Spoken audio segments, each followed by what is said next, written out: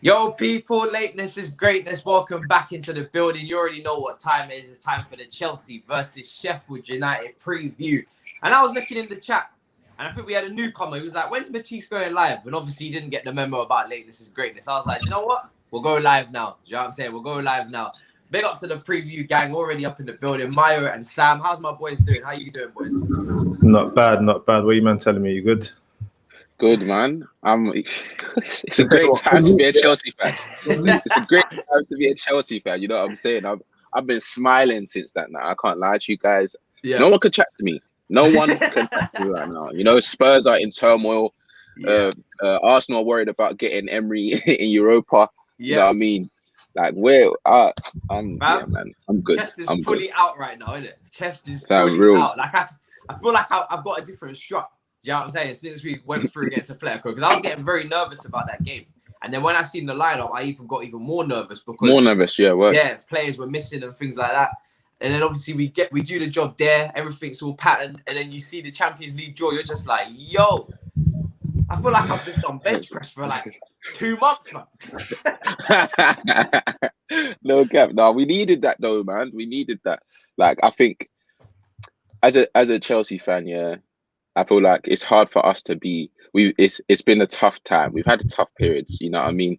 Yeah. And now it's a bit exciting because we've got things to look forward to. Obviously, not saying that we're gonna wipe Porto and then we're gonna go into the semi-final, wipe whoever we face. Yeah, but at the same time, you're seeing our team. We're playing good football. We're looking confident. Zuma coming into the side and looking confident, backing his boy. Fam, they silenced Suarez like. Werner with the clinical passing, Ziyech scoring, Emerson, the forgotten soldier, bagging goals. Nah, man. Everything's happening. Everything's going right, man. 100%. And I'm on a thing now where obviously Champions League draw is lovely. I'm looking forward to the 2 legs, but we have to take that extremely seriously because nobody now wants to see anybody go out against a team that they ought to beat if they take the game seriously. But enough of Champions League. Let's get straight to the FA Cup because that's just as important, in my opinion. I'm very serious about this trophy, always have been. I think a lot of people underestimate the FA Cup or they take it for some Mickey Mouse thing. For me, I want to get my hands on anything available. Do you know what I mean? Like, we ain't won a trophy last year. That doesn't really happen very often. That I don't think it's ever happened that Roman's gone 2 years without a trophy in the Empire. Not that I can remember anyway. So for me, it's not happened, has it, bro? It hasn't. That's why, like, even when we started this, I was like, I think Tuchel's come in and he's been told, listen, a trophy and top 4 is minimum requirement. So when it's funny because when you look at the context of our season, there were some people that thought we were going to win the league when we made the signings. Everything that's happened, and now we're back in a position where we can't win the league, of course, but sort of the things that people dreamed of at the beginning of the season look on again. Like, we're still in 2 competitions, top 4 is still there. So it's a weird season because we've played games every single, like, all the time. Like, it's been a roller coaster, but I feel like we are where we should be now. Yeah. And that's credit.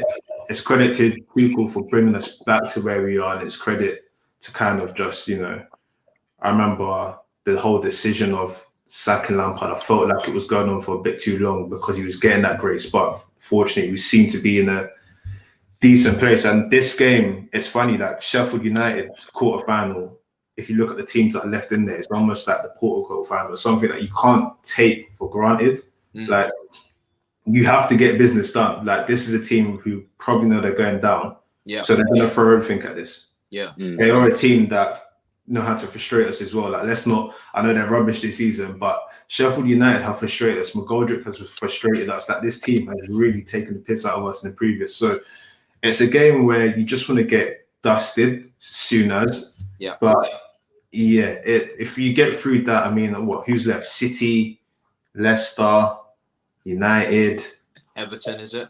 Everton are left. They play Leicester. They play City, Leicester play United, and Bournemouth and Southampton. So the semi-final, like, you know, depending on what goes on, you could get United and City playing each other, and then, you know, you might get Bournemouth or Southampton. So as long as you avoid City, you got every chance. You know, even if you. I don't even mind playing City, man. I don't even mind playing City. With the Champions League, I was at the 2 teams I wanted to avoid were City and Bayern. City because, like, I don't feel like we can do a shootout because we've not been scoring goals like that. Yeah. Like, I was talking to Cam and he raised a really good point. He was saying when City get into shootouts in high pressure environments, they seem to come off worse for wear. But we ain't been banging goals to go into a shootout. Yeah. And then with Bayern are just a really good team. PSG over 2 legs, Tuchel. I feel like Tuchel knows them well enough to get that done over 2 legs. The rest of the teams over 2 legs, I believe Chelsea can beat those teams over 2 legs. Like, managing not to lose, we should be able to do that. So, but of course, like on our side of the draw, even though it's the easiest side of the draw, Madrid and Liverpool have cup heritage. Like, you can't let that go. Like, Liverpool have nothing to fight for. This is for them. It's the identical route to Istanbul. Once again, they're going to be so gassed of that. Like, even if their players don't understand the magnitude of that, the fans are going to drill it into them online, and they're going to be up for it. So, yeah, no, it's all things considered though. Like, this is probably the best week so far this season. Like, we've got a good draw. We have an opportunity to go into semi-finals, go to Wembley. So semi-finals start Wembley, right? We have the opportunity to go to Wembley. We have the opportunity to, to do some good stuff. So with this game, I just want it done in the first half. I want us to get this game done in the first half. I want us. He probably will tweak the lineup a little bit. I mean, the international break is afterwards, and there's actually not all of our players are going. Like, I think there's a few that don't make it. I don't know if the Jorginhos and the Emersons are going to go away with Italy. I don't know what some of the rules are with the Germans as well. So for the quarantine and then traveling and stuff. Yeah, so I do expect I don't expect the squads that we saw midweek, but I wouldn't be surprised if there's some changes because again, like, FA Cup is serious, Tuchel is serious, but it's an opportunity to kind of give some people, like, you know what, you didn't play in that big game, come and prove yourself that it's still part of the team. Emerson got that goal, you know what, fella, why don't you get a run? I don't think Kante's in the French squad either, actually. I think Kante was left out of the French team, which is nuts. They've left out a bag of players. Was he not? No, I think he was there. Was he there? I'm sure someone said that he wasn't there. Someone said it was like Sissoko, Pogba, and someone else, but not Kante. I'm sure I saw him, and I'm sure I saw him in one of the team sheets. But if he's not, then that's good for us, regardless, isn't it? Yeah. So I need to see which of our players are not going away. But even still, I think obviously maybe the midweek fixture will play a part as to who plays. Obviously, Jorginho and Mount missed out on that. Kante's going still. He's going, yeah. Silva, he's in the squad. Silva is also obviously ruled out as well. Tuchel just said there's no point risking him, which makes sense. But for me, this fixture, like you said, I just want to just get it done and dusted. I think it's potentially, I keep saying it and we keep not doing it, but it is an opportunity again for the attackers to get some confidence. This is an opportunity because even still, the attackers have not had a stat pad session yet under Tuchel. So there is an opportunity there once again. And probably the final opportunity, let's be real, because after Sheffield United in the Cup, a team that's potentially already down, there's not going to really be another favourable fixture again this season. All the Premier League games are rough, as we know. And then you've got Europe and you've got the semi-finals if you get through this. So this is probably the last opportunity where you can play some players that maybe need to build up form or need to improve themselves. Because everything after that is going to be, listen, if you want to play, you need to show me in whatever cameo you're getting that you're on fire. Because if you're not playing the quarterfinal against Porto. To be fair though, West Brom, that's a game that Chelsea should be doing stuff in. Palace, another one. Brighton, another one. It's those last 6 that are a little bit like West Ham, Arsenal, City, Leicester, Villa, and Fulham if they're battling. Those are the ones where it's a little bit like But in and around the Porto games, we've got West Brom, Palace, and Brighton. Yeah, that is a blessing. 9 points. That is a blessing. So I just need them. The thing is, I don't feel like Tuchel's the sort of person to let his foot off the gas. And I feel like with the squad, with everything they've been through this year, with the fact that everyone knows what kind of build into next year, they know that they have to perform. There's no guaranteed starters. Like, if you were to have a Mazzoline, you're not playing. We keep talking about the double pivot and everything. He can literally go, you know what, I feel like going with these two as opposed to these two today because everyone's performing at a good level. The front three, the only person, Werner saw the Havertz cameo and was like, What, swear? All right, cool. Like, I'm just gonna give you guys. And the thing is, even though Werner's not scoring that, and I know it sounds a bit hypocritical because if it was another team, people might say that I might be slating him. Like, he actually does so much, even though he's not scoring. Bro, he's got the most assists in the squad. Like, people need to take it to context. Like, it's his first season, bro. Like, and fair enough, he was used to banging goals, coming to the Premier League, but a lot has happened in that period. For him to still be hungry, we've seen players like heads drop under these circumstances, change of manager, getting a lot of stick, especially on the sideline in the other game against Everton. That could have got to his head, like, oh, they're talking about my manager shouting at me, all of this. No, he's a machine. He wants to bag goals, he wants to create goals, and he's doing it. Goals. I need him to get it, but like I need a brace, fam. I need a brace. I can't fault his application, bro. No, you can't. One thing with him is his attitude and mentality has been spot on. Yeah. So I can't fault his attitude, man. But and Havertz as well. People like there was a lot of conversation. That's the thing. It was just unfortunate because these players came in under such pressure to perform because obviously we spent the most in the Premier League. Everyone, even though realistically Chelsea fans knew it's not going to be like, oh, you buy these. It's not like the old days where you buy players and then suddenly you're just going to be challenging for the Premier League because it's not set up like that. Like you need to work a system. If the system was working straight away, then fair enough. We could say, yeah, we can challenge. But the players didn't really get integrated like that to be saying, oh, we're going to be challenging. But now Havertz, that counter attack, yeah. Like I think people just need to realize the quality this man has in it. Like he looks like he can be I don't want to take it too far, but a class player. He is. Don't worry about that, bro. Havertz is a class player. It's not even could be. Like Havertz is like the thing is, yeah, people say all of this stuff about the German league and everything. Like, let's put into perspective here. This guy, last season was captaining Bayer Leverkusen in the Europa League, in the league.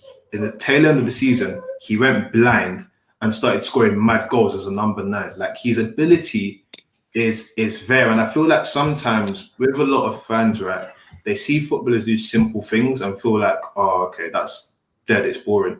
Like it's a lot of the time, Havertz is doing things within 2 touches. Like he gets points, like, okay, you know, I'm just gonna move on. There's nothing down, and then he starts bubbling out. He's got great movement. Like people look at that stuff and go, oh, but anyone can do that. No, a lot of people will just do some rubbishness, and of course, he had long COVID. You know, he's trying to adjust. I dare a lot of people to move to a different country at the age of 20 in the pandemic and try and just settle that everything's fine. Like, a lot of things take time to fall into place. But like we said before, Chelsea have been trying to make investments in young players that are long term. And out of all of them, if we're being realistic, Kepa, Chilwell, Pulisic, and Havertz is the one I have most faith in terms of that was the one. I hear that. Well, I love when people drop this Rolls Royce of a footballer. Like everyone's been in a Rolls Royce before. They do it. Havertz he's a smooth operator, bro. You see that little flick that he did over someone's head and then just kept it moving again. Like the thing is with Havertz, and even at Leverkusen, he makes the very simple stuff. You know, he makes the very difficult things, look very simple. You know, first touch is on point usually. Just the little flicks and tricks that he can do in tight areas. And he looks very casual and he looks very calm at all times. Like it's like as if his heart's not even beating on the pitch. Very cold. That's what I like about him. I think with our players, remember we were talking about having that player with like the X factor. And having that player that defenders and teams are going to fear. I honestly think that he could, obviously with Werner as well, his pace and just he's blistering pace anyway. But Havertz, his decision making in the final third, his movement is a big problem. Like even when he drops deep, like people can't get near him. Like I think he got, I think Koke or Saul got a yellow card when he just tapped it past him. I was like, I screamed man on, not knowing that he had already checked his shoulder and he just tapped it past man and it got man a yellow card. Now he has to play the rest of the game cautiously. Like he's so good, man. He's actually so good. The thing is with him, like Mayowa was saying, he is the one guy that I just didn't have no doubts about. You know, we know Werner technically needs to improve in some areas. His finishing needs to be more consistent. His first touch. I always had a couple question marks about really all the new attackers. I was like, okay, cool, you're good in these areas, but these areas you need to improve. But Havertz is just such a well-rounded, complete footballer, technically. And then on top of that as well, he's already had the mentor of carrying a team or being the main man in a team at a very young age. He's put up mad stats, but he's also on the eye test. He's passing that as well. I remember when we was linked to him at Bayer Leverkusen, and he knew that like we'd already signed Timo Werner. He wanted to join us. It was so bait. He's liking tweets on Twitter, and he's moving mad. Like he wants to join us. He's being forced to play in games against Rangers in the Europa League for Leverkusen. He don't really want to be there anymore. And you can see, like, even before the match, his face is looking a little bit down. He's not really into it. Comes onto the pitch and just does up masterclass. And he's moving in second gear. Like, you can see he's not even trying. Man's just flicking the ball here, flicking it there, putting the ball in behind, playing at his own pace. And it's just like, yeah, he's just being rude now. Do you know what I mean? It's just disrespectful what he's doing now on this pitch. What I love about him is, like, he has so much potential. And, like, if he can, I know it's Euros and everything this year, so it'll be a bit difficult. But if he can put on a little bit of strength, I was talking to one of my guys, but if he can put on a little bit of strength, so that because you're gonna need that in the Premier League. I feel like a lot of scraggy, limby players can't. Same thing with Pulisic. He needs to put on a bit of strength. If he can do that and then settle in and everything, like next season he's gonna be like really, really, really dangerous. Like he's really good. And right now we're seeing glimpses. But what I love about him is he's so lanky and limbsy, but he still moves quite quickly and everything. It's very so quick. Yeah. He just looks deceptively quick. Yeah. Sometimes when you see him running, you're like, damn, like, I didn't know you had burners like that. Honestly, the Everton game was the first time I thought, like, raw, he's actually quite fast. Like, I don't think before that I'd seen him like fully sprint, but I like him because he's giving players like Ziyech confidence. Like Ziyech had one of those games where I was like, okay, cool. Like this is obviously at the beginning of the season he had a few games where everyone was gassing him and stuff, But this game, I feel like he repaid Tuchel for that trust finally, because all the other games that he played, I think Barnsley, the game after that when he started, everyone's just like, oh, why are you starting Ziyech? Like, why is he in starting lineup? He doesn't press like the others. He's decision making. He's always giving the ball away. Yeah. But in that game, I genuinely felt that he was one of the players that had one of the most impacts. Obviously, he scored the goal, but at the same time, the passes that he was playing weren't in behind. The positions he was taking up, the pressing, the winning the ball in high areas as well. He was quality, man. I can go. I feel like his confidence was shot heavily, and I feel one thing that people have to bear in mind is when you've got a new manager that comes in and you're playing these sort of new formations and everything, like it's playing as an inside forward is very difficult if you've not been used to certain things before. So like with him, like I was so gassed when he scored because I was like, he actually ran into the box. Is he gonna make it to the box? Because that's not his go-to nature. And what you're doing is when you're changing the formation a lot of the time, you're not used to partnerships, you're not used to sort of certain positions. That it's not a lot to ask because they're professional footballers, but it takes time to kind of make it become second nature. Like there was a reverse pass that he kept trying to do, and I feel like him and Reece James weren't on the same wavelength. But once they managed to get there, it started putting off. And next season, we will get to see a better account of a lot of these players. I just feel like sometimes it's very difficult when you're in circumstances like this, and it's just how it goes sometimes. I'm just glad that even from the celebrations you saw, the group are very together. Like the group believe that they can go on and do great things, and hopefully long may it continue. This chat here is quite interesting about Cho. Yeah, the thing is, sometimes if you're like a external fan, you don't get that sort of euphoria or attachment to a player. Yeah, I would almost relate it very similar to how Liverpool fans would talk about Curtis Jones. Like I feel like Curtis Jones is a really good footballer, but because they've seen him come through, they saw him break that initial mold. They've heard about or seen the stories of him in the under-21s and everything. They know how important he is as a figure in the academy. You're gonna talk about it more. And that's how Hudson-Odoi was. Like the last time we had something like this was a little bit with Loftus-Cheek, where everyone was like, oh my gosh, have you seen what he's done in the academy? Have you seen this? Have you done that? But Cho actually batted up stuff. And before the injury, let's not forget, I remember going to games at the Bridge here and seeing Cho dominate Europa League fixtures. I remember him telling people like Giroud and senior professionals in the team, do this, do that. Of course, we even had the whole thing with Hazard saying, this is the guy that's going to continue the legacy and everything. So when you have that as a fan base, of course, you're going to big up this player.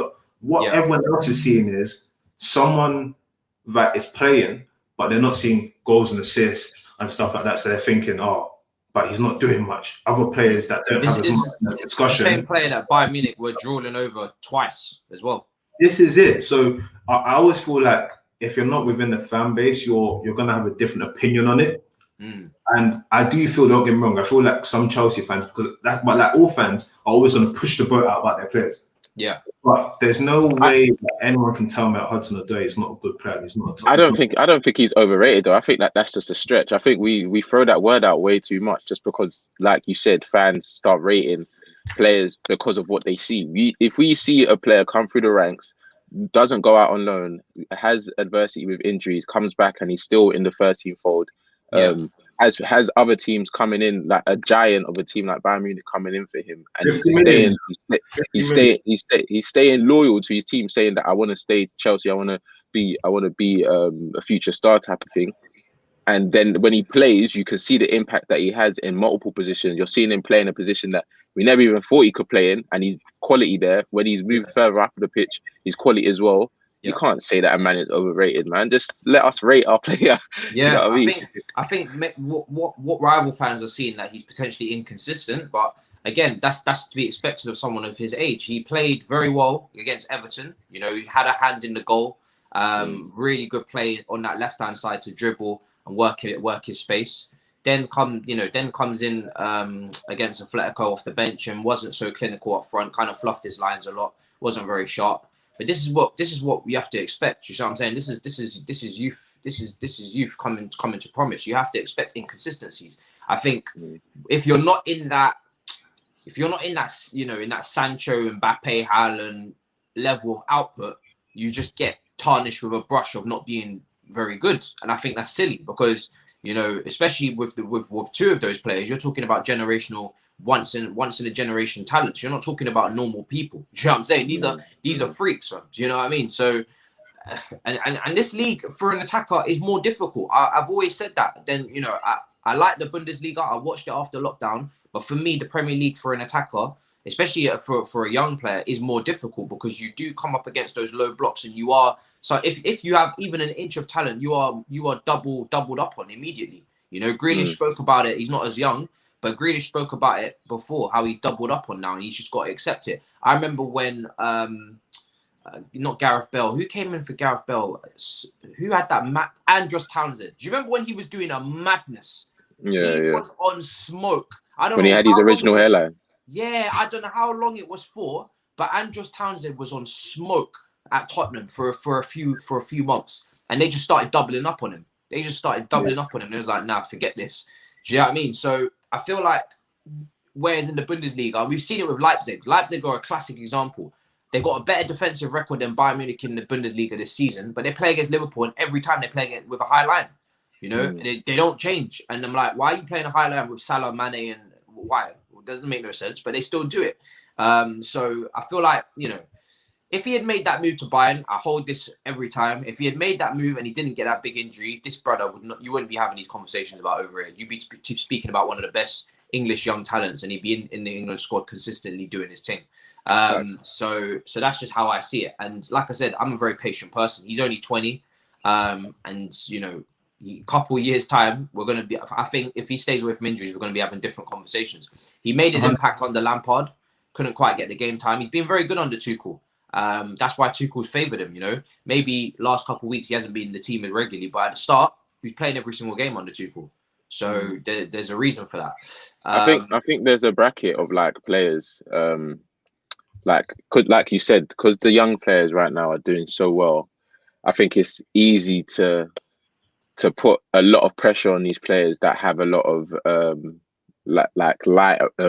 that a lot of people are hyping. Do you get what I'm Yeah. saying? So I think players like Foden, Saka, they're in the Premier League. I'd say that they're at the top of, let's say, this banding system. Yeah. Yeah. I say Hudson-Odoi isn't that far off, but in terms of consistency and consistently impacting the game as a forward, I think if he starts doing that, then you can get into that category. But being a little bit far off of Foden, who's probably the best young player in the Premier I would League, say so. and then Saka, who's proven that he's consistent, and he's in a similar mold to Hudson-Odoi in a sense. But I think because he's at a team like Arsenal, where it's not like there's less pressure, because obviously there's pressure at every squad, but at the same time, he is given room to make those mistakes and knows that he's starting next week because he's so important. With Hudson-Odoi, he's in a side where he's battling against 3 to 4 other wingers that are quality and that are same age as him as well. So I think different circumstances as well. You just have to be patient. Like, you have to be patient with him. If you've seen the guy play when he's confident, even under Sarri, patches that he's had after his injury, you will know that this guy is going to be a serious guy for not just Chelsea but England as well. But it's all about patience. There's no need to rush players like him. 100%. I mean, the thing is about, I feel like these days in football, people want it now. They want everything now. You know what I mean? They're very click of the fingers. Harry Kane didn't come to be Harry Kane, who you knew him to be, until he was like, 23 years old, when he got that opportunity in the Europa League for Tottenham. So he went on his loans to Millwall. He was done out here. Do you know what I mean? He wasn't doing nothing. Went on his loans to Millwall and all these other teams. I can't even name some of these teams that he went out on. Look, Leyton Orient, I think, didn't do nothing for him. It's only until Tottenham gave him that chance, bang, he hit, and then boom, he's done his thing. But look how old he was. Do you know what I mean? Like, look at if this was Harry Kane trying to do this today, brother, he would have been sold from. Word. You're 22 and you still haven't done anything. Nah, out you go, bro. Literally, do you know what I mean? No. And in the last 3 seasons, including this season, if you look at the amount of games Hudson-Odoi has played, he's only completed 90 minutes 8 times.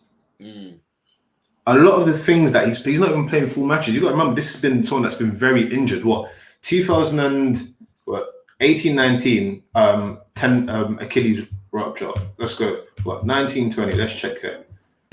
I'm sure there was another injury here as well. Yeah, that carried on to this season. Then he had a hamstring injury. And then 2021 is this season now, where we had the whole thing with Lampard playing him in this sort of I want you to score goals stuff. And then now he's been playing, right wing and stuff, and he's starting to get there. So I feel like there's a lot of context, but of course, when you don't have all of the information for the context, you're just going to look at a player that a lot of people are talking about. Then you're going to look at goal and assist contribution. Then you're going to be like, hold on. Then you're going to look at Pedro Neto or other young wingers, and you're going to be like, hold on. But this guy seems to be giving me more, and you're hyping this guy a lot. And what you have to remember is football's not just about the statistical output. It's about everything else. So, but yeah, man, no, Hudson-Odoi is a good player. I feel like you see that. There's no need to kind of like keep sort of going on. It says here, Hudson-Odoi, after his injury, has been playing with a chip on his shoulder. He second guesses and hesitates on taking on players. He's underrated by himself. I think, look, when it comes to taking on players, I think that is very much got to be one of the most difficult things to do in football. I think people need to understand that you have to be on the top of your game, because if you don't get around him, you've given up possession immediately. So, I'm not so. And in the role that he's playing at wing back, I think it suits him because he will get a bit more space at times. But he played very well just behind the forward against Everton, so we'll see where he's used. But yeah, I do get what you're saying. Before the injury, he was taking on players like a lot more often. This super chat here as well, much appreciated, bro. Matisse, do you think this fan base is too harsh on Pulisic? The guy is 22 and looks like a baller. To me, he's got all the fundamentals to go to the top. I think people are just disappointed that Pulisic didn't kick on from last season. He had an amazing, if you take everything into context, last season he was extreme. For his first season in the Premier League, he was very, very good. Comparison to what some of the forwards are putting up now for us in their first season. He was very good, and I think people are just disappointed that he didn't kick on. Like he's gone way down from that, way down. Yeah, the first when we were talking about having like a team after last season, even with the signings, Pulisic was one of the first players in the squad. So obviously, it's upsetting in a sense, and I think it's more upsetting for me because I can actually see that it's affecting him. Like he doesn't come out or onto pitches and he's like smiling the way he used to. Do you get what I'm saying? And when I see that it's actually impacting players in that sense, it's like, come on, bro. Like we think that we know you're a baller. We're hoping that you can get back to those heights. But even if you don't to a certain extent, like you've got the team and you've got a manager that believes in you. Do you get what I'm saying? So I think we just everyone needs to be a bit patient with these young ballers, man. The Pulisic one is weird, man. Like this comment that just came in is facts. Like what happened was this one. I feel like Chelsea fans definitely did push the boat up because he did well during that pandemic thing. He had a hat trick and everything, and straight away everyone wanted to rush and call him Hazard. Give him the 10, give him the 10, give him the 10, give him the 10, give him the 10. And automatically, what you're doing is if you're comparing this guy to a player that just left and had his best statistical output, because the goals and assists Hazard gave us that season was nuts. He went blind the season before. It's like, hold on, you're in your head putting them on the same playing field. So when this guy doesn't perform to that level anymore, it's like, why is he not performing? If you look at him in terms of his career, his output's never always been like the person that said he's a creator is right. He was really good at dribbling and he was getting a few assists. He wasn't like this guy that scored loads and loads of goals. That's what we hoped that with coaching he could develop and become. So what happened is people had this sort of false perception because of that I wouldn't call it a purple patch. What he did was crazy. And people just went and did the whole Hazard thing and give him the 10, give Hudson-Odoi 20. Because remember that was a thing. Remember he's going to get number 10 and he's like, give it to Pulisic, look at the way he's playing. So and then what happens is when you're not that level anymore, people are he's not. Pulisic is a good player. He needs to get a bit stronger, have a good preseason, and just fight for a place in the team. I think that's it. Like he is. Like even from kind of like speaking with him and everything, I just feel that the way he comes across, I think you're right, Sam. He's very within himself. And I've always said it, when he had that good spell in the Premier League, if you want to play in the wings or in attacking positions, there's a certain level of aggression. And not that you're going around trying to punch up everyone, but you have to play with this certain assertiveness and aggression. Same thing for Werner. Werner came and the first thing he said was, I didn't know the defenders were going to be this big and this strong and everything. No, bro, you got to be aggressive. Yeah. This is one of the most aggressive leagues in the world. Like if you're passive, you're not going to survive in this league. Because what you're going to do is someone's just going to keep putting their arm across you for 45 minutes. And once your head's down, that's it. Yeah. I feel like he's going to be good. He'll come good. He just needs to have a good preseason, get stronger and fight for his place. Like it's not done for him. The guy's young, man. I think Chelsea have already come out and ruled out him leaving. I think that's no surprise. That was never going to happen anyway, in my opinion. But also to add to that as well, I think this international break would be good for him. I'd like to see him start against Sheffield United as well. I think he got the assist for Emerson as well at the end. I was really happy for him to get that. Hopefully that can be a building block. And I think, again, if he can even play half of what we saw last season, that's going to be a massive help to us at the end of the season as well. Because he's a player that we haven't even seen him hit anywhere near his best at any point in the season. So if he can even deliver half of that, he's going to be a massive upgrade to the team. But I think going away with the international team will do him good because they rely on him a lot. He knows he's the main man. He knows he has to deliver. Yeah, and then he asked you to maintain that title of big bro because that team is drafting a lot of ballers. Like Yunus Musa's going, the guy from Wolves is going. Like there's McKennie. Like so, if Pulisic wants to keep the title of big bro, he has to perform. So he'll be fine. He'll be fine. I'm not too worried about him, to be honest. I think, like I said, he had a good season. Now he's not having a good season, so that balances out. Give him the third season, and then let's see if we can get some consistency out of him. Main thing is staying fit and having a good preseason, like you said. Let's start picking our teams for this Sheffield United game because, Lord, do you know what? Yeah, I really don't know. I haven't even really thought about who I want to play because it's one of those games where I want to see us potentially try and stat pad if possible and bad up a team because we still haven't held up a team against the wall and say, listen, this is it. Do you know what I'm saying? We haven't put goals past more than 2 goals past anyone under Thomas Tuchel. And I'd love to see a 3, 4, do you know what I mean? Anything in the higher ups in terms of the numbers. So I think my attack would be quite strong, but we'll start in goal. This is an interesting one. Potentially this might be a chance for Kepa to get a game. I think so because the team's not exactly conceding shots on target. They're very well organised. And I think it might be an opportunity again to put him in the shop window. Although I'm taking this game extremely seriously, I don't think under Tuchel, in the way that he sets up his defense and structure, I can't see him having a massive howler. But I don't know what you guys think. I would go Kepa. Yeah, Kepa. Yeah. It makes sense. Yeah, and it's all about the vibe of the squad as well. Someone said Kepa, I don't want to lose the clean sheets though, to be honest. I think my thing is I want to keep Kepa slightly, because he's here, innit? Like, we haven't got a transfer window until the end of the season. So while he's here, to keep the vibe of the dressing room and make sure everything's staying good. He knows he's second choice. That's very clear. Even Tuchel said that when he played a couple of games on the bounce. But just to give him that game, keep him involved, keep him happy in the team. I think this is a good opportunity to do that, because probably, I'm not going to lie, this is probably the last opportunity to do that. Every Premier League game matters. Every Champions League game obviously matters. And every FA Cup game after this, if we get through, will matter. So this is actually the last time you could probably see Kepa in a starting 11 to keep him involved and happy in the team. Because after this, I can't legislate for starting Kepa in any game. Unless we've secured top 4 and we've got a couple games in hand, which is touch and go whether that will be the case, because it's a very competitive league. This is the last chance you can actually say, let's play Kepa. So that's for that reason I would start him. And then back 3. I mean, Thiago Silva was obviously ruled out. I was never going to really want to see him anyway in a game like this. Zuma, Christensen, and I'd go Aspie. I need Aspie. I need Aspie to rest, man. Obviously, I guess he's gonna rest. It's coming up, but he's not in the Spain squad, is he? Yeah, true. Yeah, so that makes sense.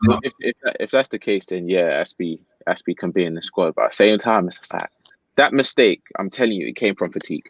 It came from him being tired and losing his head for like a moment. If they'd given that penalty, the whole situation would have been different in it. So like, I just think we've said in the past few weeks, we actually need to be aware that these players, yes, he's very consistent, and yes, he's still reliable, but at the same time, he's not the same Aspie that we had 5 years ago.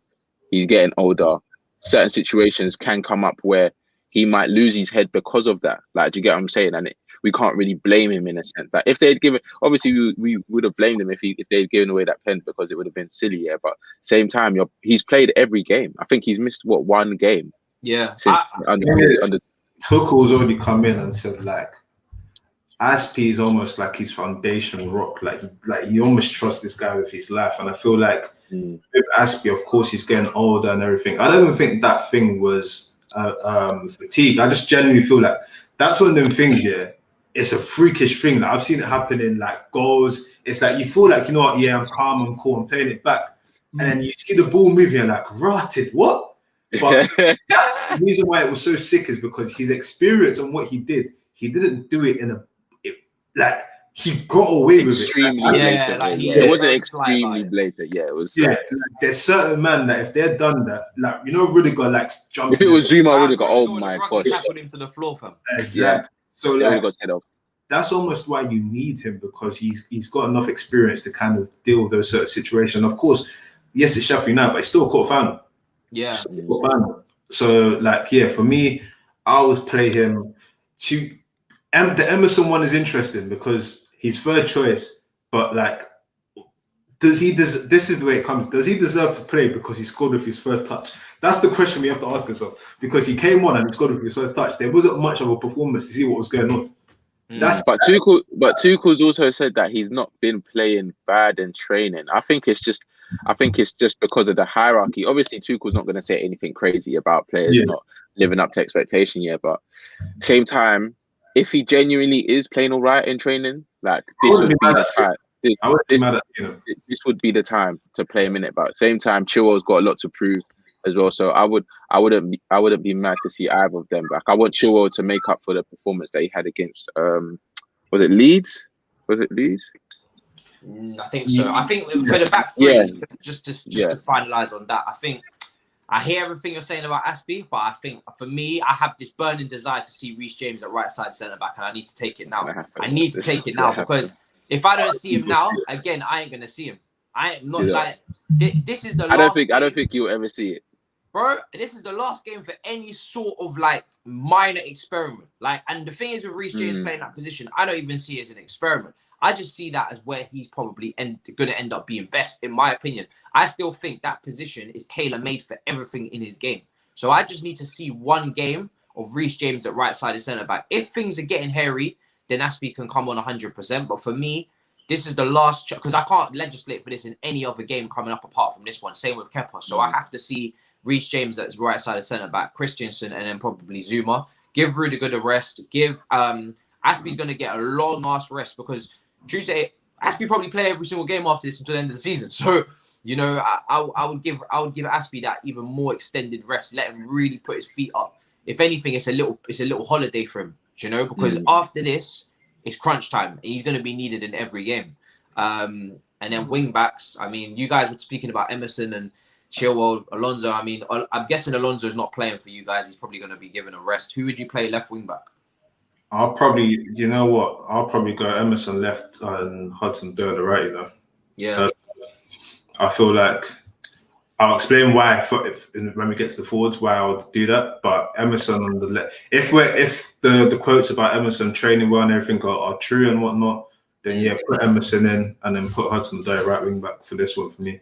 Yeah, I would agree. That back three is solid enough for me. Yeah, I would agree with that because I think with Emerson, he has the potential to just be a smooth operator on that left-hand side.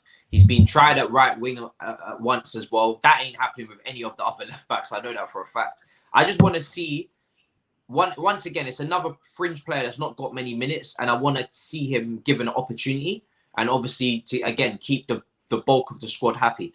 Can I really say that Emerson's going to get much game time after this? If he doesn't have a masterclass, probably not.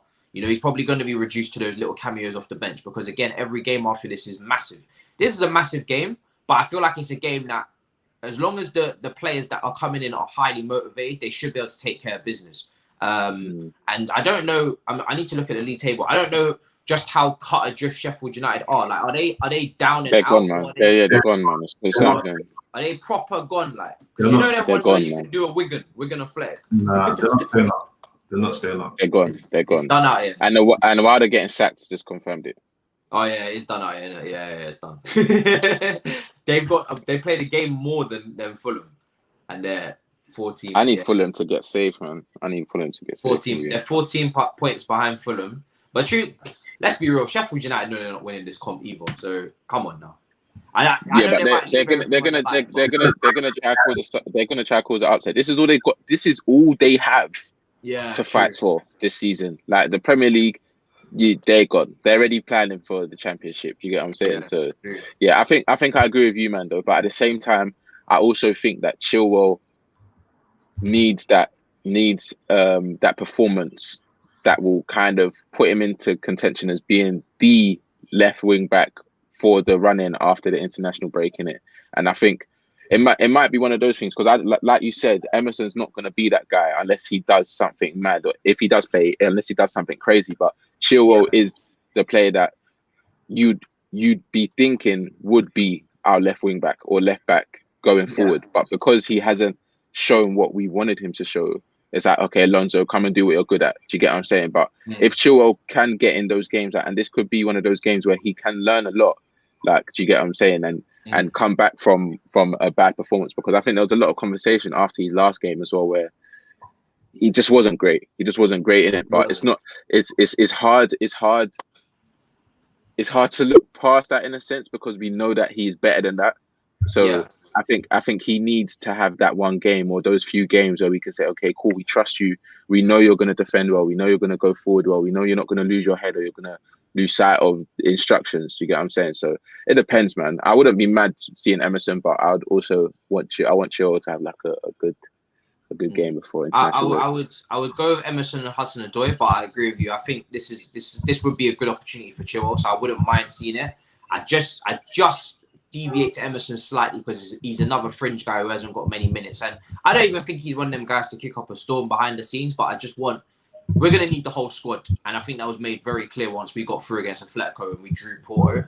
This is going to be a whole squad game. And I think even the three left backs, we saw Ryan Bertrand play left wing in the Champions League final.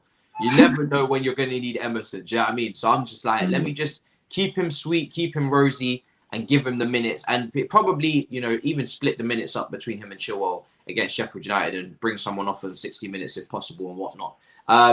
And then the pivot in the midfield, I'm going to throw Billy Gilmour in there straight away. I just feel like he needs minutes. Like he's been just chilling on the sidelines now for a minute. Do you know what I mean? He's a very good player. Like I feel like he's a player that I can rely upon. And when it comes to these smaller fixtures, he does tend to dominate them.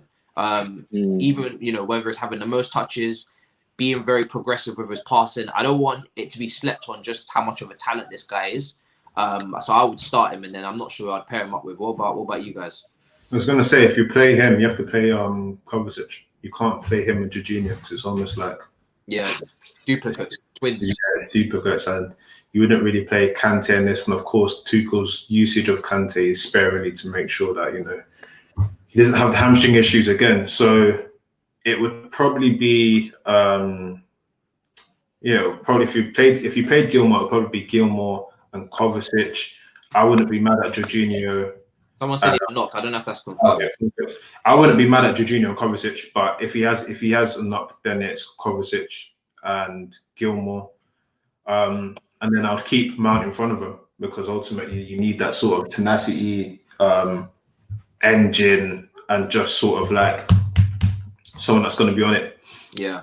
I'll go the same as well. I'll go Billy Kovacic in that double pivot, and don't disrespect Billy. That guy is small, but he's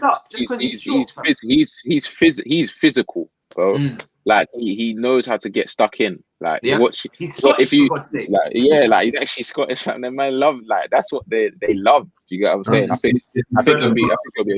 think it'll be a good game for him. And also, is Ampadu allowed to play against us?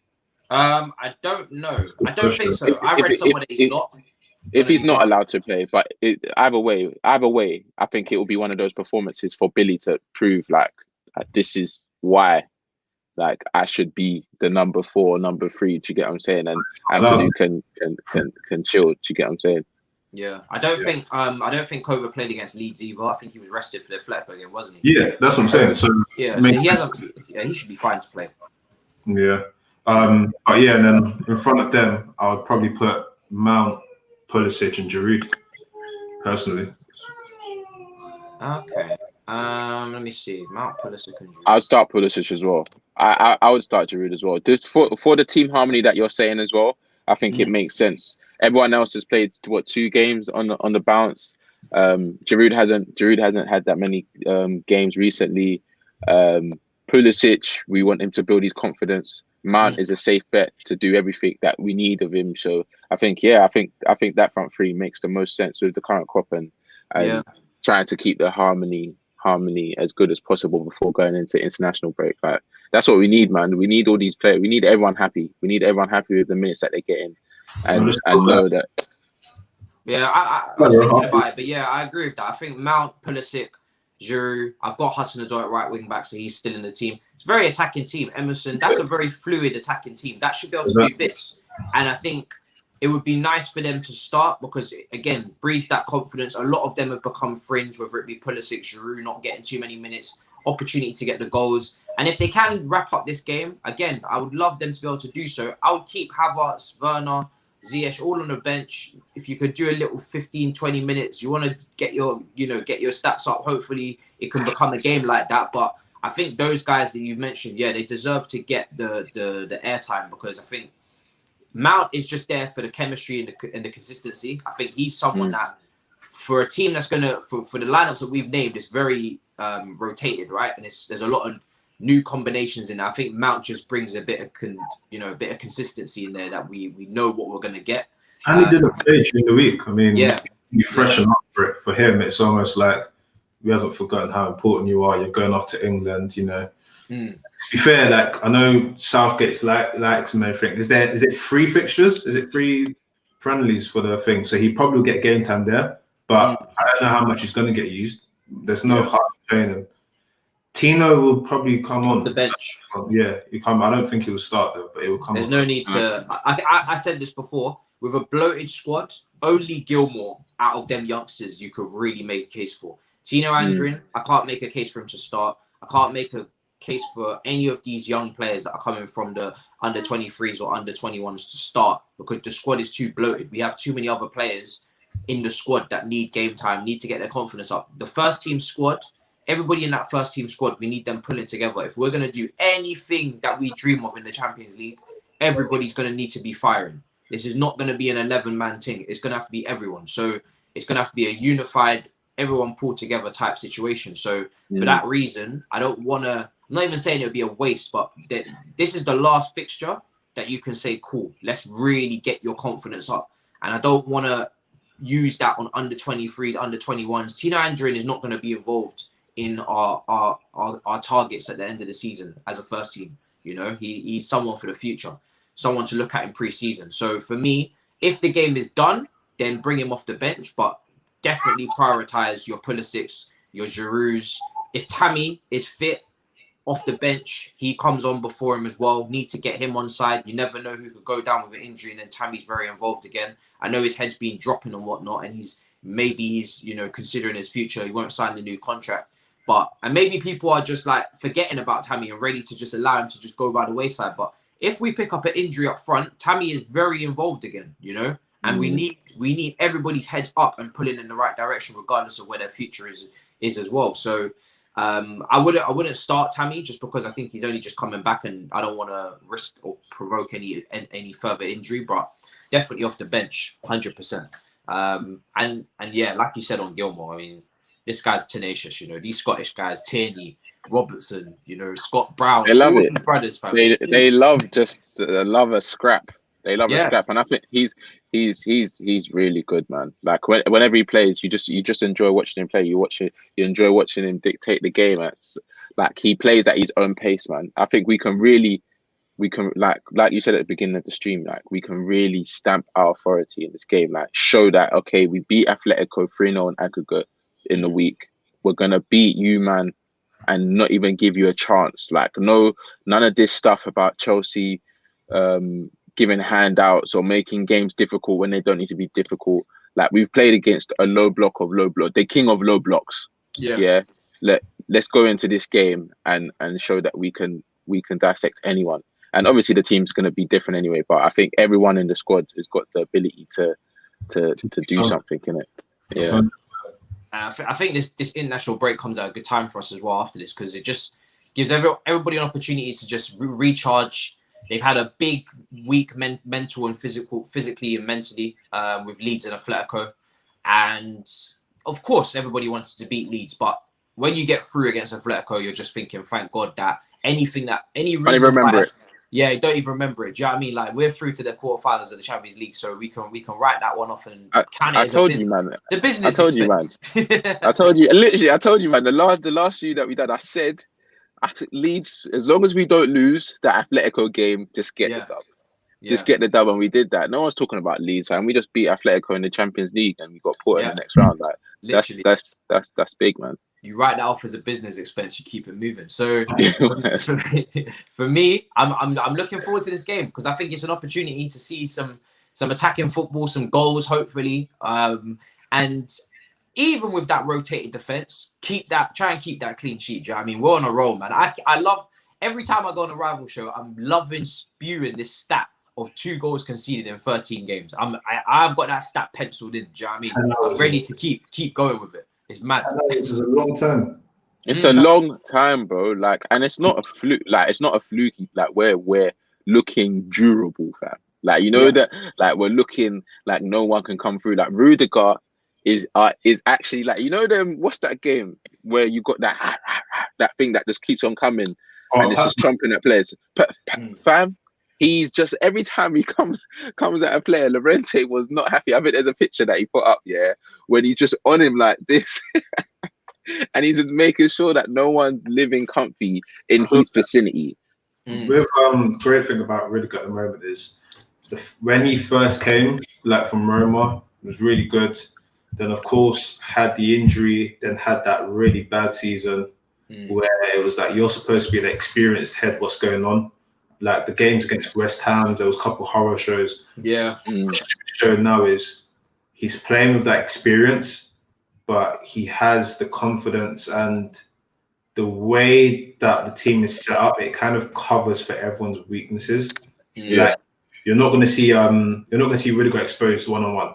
There's going to be someone there to sweep up. You're not going to see Aspi outpaced because there's going to be someone around them. There's 3 of them, so if 2 of you mess up, there's going to be one to sweep round. It works well. So and you can just see Rudiger owning it. I feel like, especially with all of the rumors that came out around the whole Lampard thing, how journalists treated. He spoke about it as well. He spoke about it as well, innit? I just feel like he really loves the club. He wants to say, and he wants to prove that he deserves to be on the pitch, which is it's what you want from all of your players, right? You want all of your players to play like, you know what, I really love this club, and you know what, I deserve to be the name on the team sheet, and that builds healthy competition. So now credit because last season it was looking bleak. Those performances were very, very, very bad. But you know what, he came back and he's doing well. So yeah, no, I agree, and I have to give him massive credit. I mean, someone in my comments, and he's going to be watching this, and he's always in the comment section saying, "I told you he's a Player of the Year contender." And for me, like I said, I keep it really to Mason Mount and Thiago, and I think Mason Mount now, with the amount of minutes he's accumulated, is probably going to win that. But there's a top 5 that, you know, your Rudiger can get into 100% because he has been that good. But for me, obviously, because he didn't play a lot more earlier in the season, that's what kind of ruins it for him, is the amount of minutes accumulated in comparison to a Mason Mount. And even Thiago Silva, that's kind of shagged him a bit because he was in the running for it as well, but then the minutes accumulated just doesn't do it. Score predictions, but just before that, we'll quickly do this last super chat. When I knew our defense was different was after Rudiger's own goal. The entire defense played better for the remainder of the game. 100%. I remember that game. Yeah. I remember that game clearly. And even after Rudiger's own goal, I remember tweeting saying, listen, I know Rudiger and I think Timo Werner missed a big chance in that game as well, but they came back and they performed very well for the rest of the game. I remember isolating that out just because I really wanted to make that clear that even though he scored an own goal in that game, he actually played very well in that game. It was just the own goal that kind of ruined it for him. So fair play to him there. Score predictions, boys. I mean, I'm going to just go with a healthy 3-0. Do you know what I mean? I want 3 goals. You want 3 goals? I want 2 goals in the first half, no matter what the score is. But I want 3-0. I would like a 3-0 win. Yeah. Yeah, 3-0 is comfy, but I'll go 2-0. I'm still got a little, little chip on my shoulder. And, just the reality of our team in it. But I'm 3-4.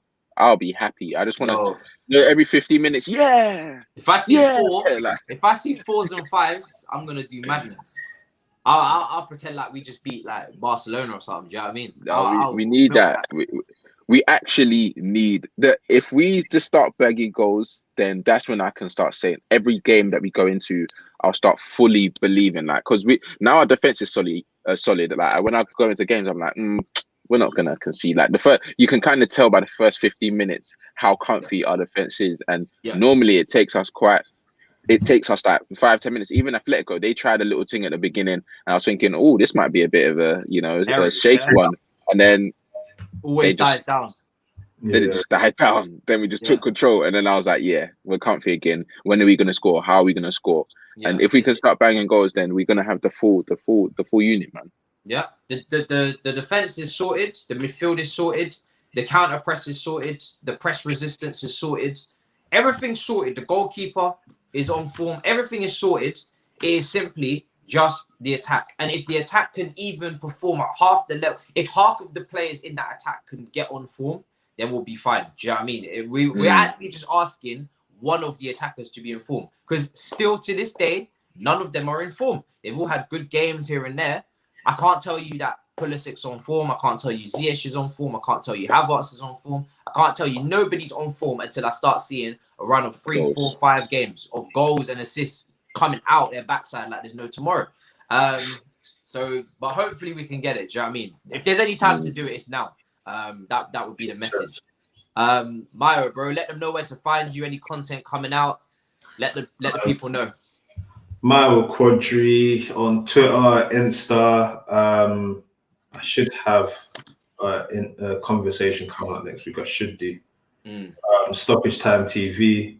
We're gonna roast throughout tomorrow, so make sure you're tuned in on Monday. Yo, you still haven't got He's around in to chatting trouble. to him yet? No. He's in trouble. You should have done an emergency episode, fam. No, but I know. Like one question, yeah, and I know this is irrelevant. Obviously, no one supports Tottenham here yet. But are you man really blaming Jose? I already said not solely, because I think there's a massive mentality problem at that club that's been there way before Jose got there. However, I'm starting to sympathise with the football that they're playing as well. It's a bit peak. Do you know what I mean? But I liken it to in any other work of life. Yeah, if a man came in to for a job interview, and you were looking at his resume, and it was like, you know what, he's won like Employee of the Month, in every other place he's worked, but he's been sacked within 2 years. You'd kind of look at the application and ask him, why have you been sacked all the time? Like, what's going on? Like, you seem to be well, what's going on? Yeah. He might tell you that, you know what, I have creative differences, but I get the results. If you then choose to hire that man, you know what comes with the situation. Yeah. And that's what the board chose. The board chose that, you know what, we overachieved. I've said it everywhere. We overachieved with Pochettino. We didn't back him. The squad is not where it needs to be. Spurs as a club is an institution overachieving. We're now going to give this squad and club to a man that does anything to win, and he may kill you in trying to win. They've cashed in for a Carabao Cup. Like I always said that if they got a Carabao Cup, Jose would say, you know what, I've won the club's first trophy in how many years? Yeah. And they would say, oh, well, you know what, we finally won a trophy. Because that's what they've always wanted, a trophy. Bro, that's exactly what's going to happen. If they win that thing, he's going to milk it, bro. You know how shameless he is. So they signed the deal with the devil, and that's what happens. Sometimes you get burnt, and that's the reality of it. That's on them. So those are the same sort of fans that were screaming, "Oh, we don't like the way Chelsea did it because sacking managers." And I honestly just think Spurs are bottlers, and I don't think anyone can save them from what their reality and their life. It's inevitable. When I speak to Spurs fans, even I spoke to Tobes, and I was just like, bro, your team, I don't like. Honestly, you can say Jose this, Jose that. He was not on that pitch. Conceding those 3 goals, I don't give a damn what team you are. He already said, even if he's not giving you tactics, the side that you have, you should at least score 1 goal. They were crap. Lloris actually came out and had an 8-minute interview saying that his team are shameless, basically. So for him to say that and not really get onto, obviously he's not going to get onto manager, but for him to say that, then you know that it's deeper than just one man. But yeah, man. Sorry, Mayowa, carry on, man. That was just on my mind when you. No, that's the reality. Like I just feel like it's beyond the surface. Like that club is just a dead club. That's what I can say. Sam, where can they find you, bro?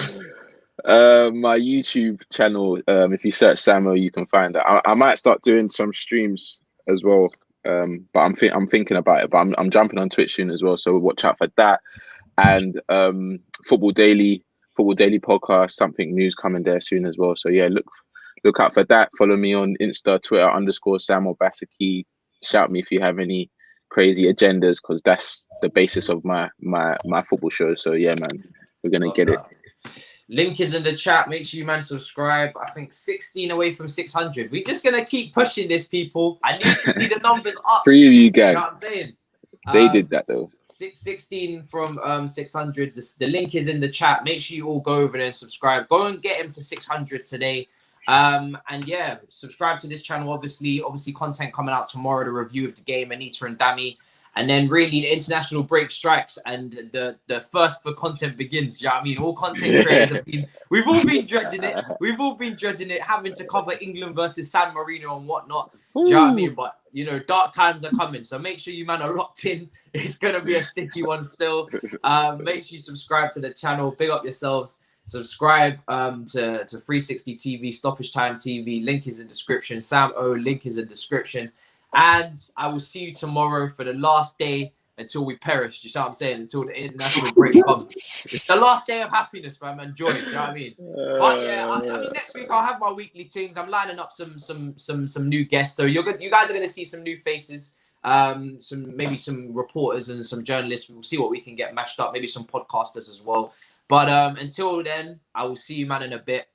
Big up yourselves, and hopefully we can collect the W tomorrow. Peace. Love.